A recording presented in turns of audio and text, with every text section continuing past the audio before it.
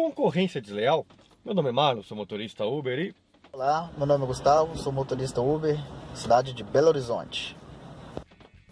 Semana passada, assistindo à TV Senado para acompanhar ali como seria o trâmite todo do PLC 28, eu ainda vi declarações de senadores dizendo que motoristas de aplicativos não pagam impostos e que os táxis têm que pagar muitos impostos e taxas e por isso a concorrência é desleal. Quem falou isso foi os senadores Benedito de Lira, do Alagoas, e também o senador Fernando Bezerra, do Pernambuco. Acompanhe aí como é que foi. Nós não temos nada contra a Uber, pelo contrário, acho que todo mundo tem o direito de exercer a sua atividade de trabalho. Agora, uma coisa é o taxista, que é uma atividade de muitos e muitos anos, ele ter compromissos fiscais e o Uber não ter compromisso com nada. Daí porque a concorrência ela se torna muito mais desleal. O serviço de Uber não pode continuar sem ser regulamentado. Isso é uma covardia para o serviço de táxi de todo o país. Os taxistas do Brasil que estão sofrendo uma concorrência desleal, acabando e liquidando com um serviço que tem que pagar licença para trabalhar, que tem que fazer investimentos, que tem que pagar impostos, taxas, tarifas, que tem que fazer vistorias ano a ano. Bom, vamos lá. Esses senadores estão dizendo então que os táxis pagam impostos e taxas e os motoristas de aplicativos não. E por isso é uma concorrência desleal. É uma pena ver tanta ignorância nas pessoas que cuidam do nosso país, ou que deveriam cuidar. E eu imploro, sinceramente, que nas próximas eleições, todos nós, né, tanto eu quanto vocês, votemos em candidatos melhores, em pessoas melhores, pelo menos mais inteligentes. O ponto é que motoristas de aplicativos pagam sim muito mais impostos do que os táxis. E os aplicativos pagam ISS da comissão deles para as prefeituras. Por exemplo, uma corrida Uber ou Cabify de R$100, 75 para o motorista, 25 fica para o aplicativo. Desses R$25 aqui em São Paulo, o aplicativo paga de ISS para a prefeitura 5%, ou seja, R$1,25. Agora imagina esse imposto multiplicado por quantidade gigantesca de corridas que é feita todo dia. Ou seja, as prefeituras já recolhem bastante imposto com os aplicativos. Mas e o motorista de aplicativo? Bom, em relação ao motorista de aplicativo, ele paga exatamente os mesmos impostos que os taxistas, que depende do formato aí que o motorista ou o taxista trabalha. Se microempreendedor, o MEI, fica mais fácil recolher os impostos, mas também pode ser trabalhado formato individual, trabalhando como pessoa física. Mas os dois são beneficiados pelas mesmas regras e pagam exatamente os mesmos impostos. E as taxas das prefeituras? Bom, as taxas das prefeituras os taxistas pagam e os motoristas de aplicativo ainda não. Entretanto, essas taxas das prefeituras chegam aí a anualmente pago pelo taxista em torno de, no máximo, R$500. E também para entrar para o ramo de táxi, o taxista também paga em torno de R$500. Então, para ser taxista, custa aí mais ou menos uns R$500 por ano e também R$500 para entrar para esse ramo. Algumas prefeituras do Brasil cobram também a placa vermelha do carro, a licença para o motorista ter aquele carro trabalhando como táxi, também ser chamado de alvará de táxi. Por exemplo, aqui em São Paulo, os táxis preto, que foi as últimas licenças dadas pela prefeitura, custou para cada taxista um incrível absurdo de R$60 mil. Todo esse dinheiro simplesmente para o taxista poder trabalhar com aquele carro.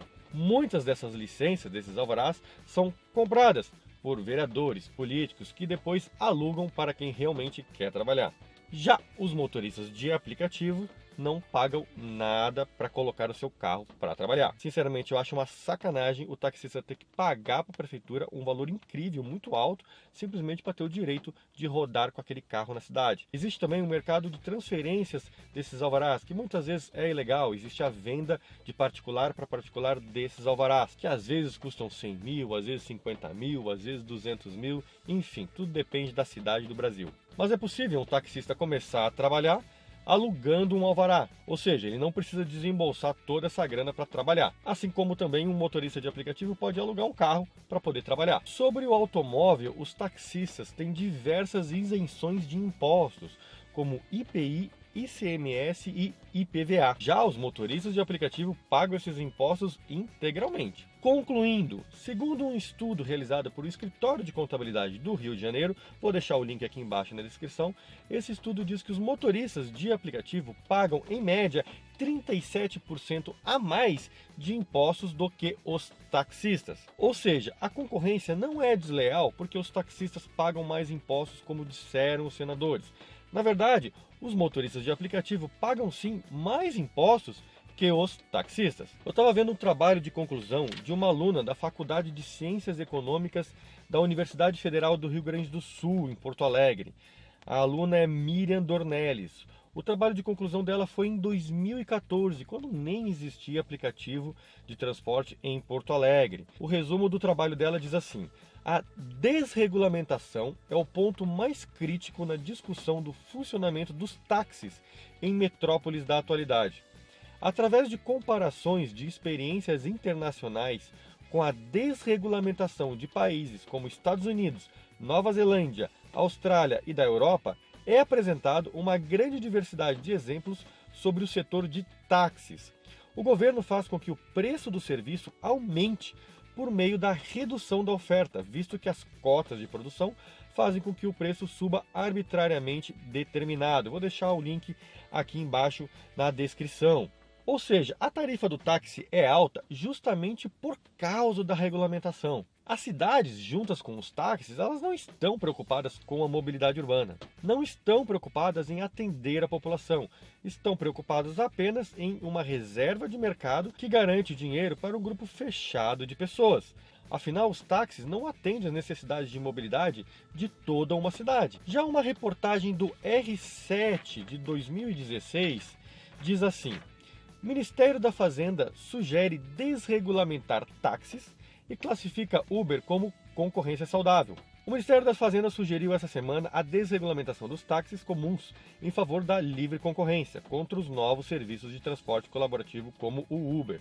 Segundo a análise, o serviço oferecido via aplicativo promove uma concorrência benéfica para a categoria. A análise também diz que tanto o Uber quanto os outros aplicativos revelam deficiências do atual estado de regulamentação de transporte no país. No entendimento do Ministério da Fazenda, os municípios brasileiros deveriam estimular esses novos serviços e não adotar medidas que os bloqueiam.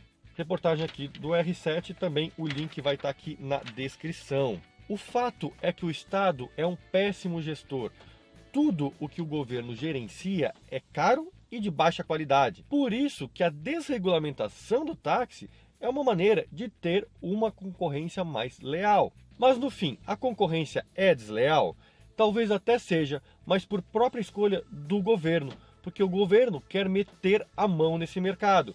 E o serviço é caro justamente porque o governo é que gerencia ele. Porque o governo, as prefeituras, cobram caro por esse tipo de transporte. Agora, o que não pode é o Senado querer aprovar uma lei como o PLC 28, que leva toda essa má gestão dos táxis para dentro do transporte de aplicativos, que vai resultar também em transporte mais caro e de baixa qualidade, além, é lógico, de também não atender a mobilidade urbana. Amanhã, terça-feira, vai ter uma nova discussão no Senado sobre o PLC 28. Essa discussão só está acontecendo justamente porque nós, motoristas e passageiros de aplicativos em todo o Brasil, estamos pressionando os senadores nas redes sociais. Se não tivéssemos feito isso, essa discussão nem estaria acontecendo e já estaríamos sem renda e sem transporte de aplicativo no Brasil. Por isso, novamente, devemos pressionar os senadores no Facebook. Isso realmente funciona. Peço que pressione o senador do seu estado. Aqui embaixo, nos comentários, vai ter uma lista completa dos senadores do seu estado. Pressione eles. Vá na página dele, coloque uma mensagem, um comentário no último post dele, dizendo: por favor, não aprove o PLC 28, aprove o texto substitutivo do Pedro Chaves. Coloque isso tanto como mensagem para o senador, tanto nos comentários dos posts dele. Isso vai alertar o chefe de gabinete, vai alertar o senador e ele vai saber sobre que procedimento ele tem que executar. e o senador vai saber sobre o que ele vai ter que votar. Isso realmente funciona. Esse texto substitutivo do Pedro Chaves é um ponto de partida para novas discussões, porque parte de uma regulamentação bem feita. Vai ser possível avançar com essa regulamentação e criar algo que fique bom para todo mundo. Hoje à noite eu estou indo para Brasília. Eu, pessoalmente, vou colocar pressão lá nos gabinetes dos senadores. Por favor, me deseje sorte e vejo você num próximo vídeo.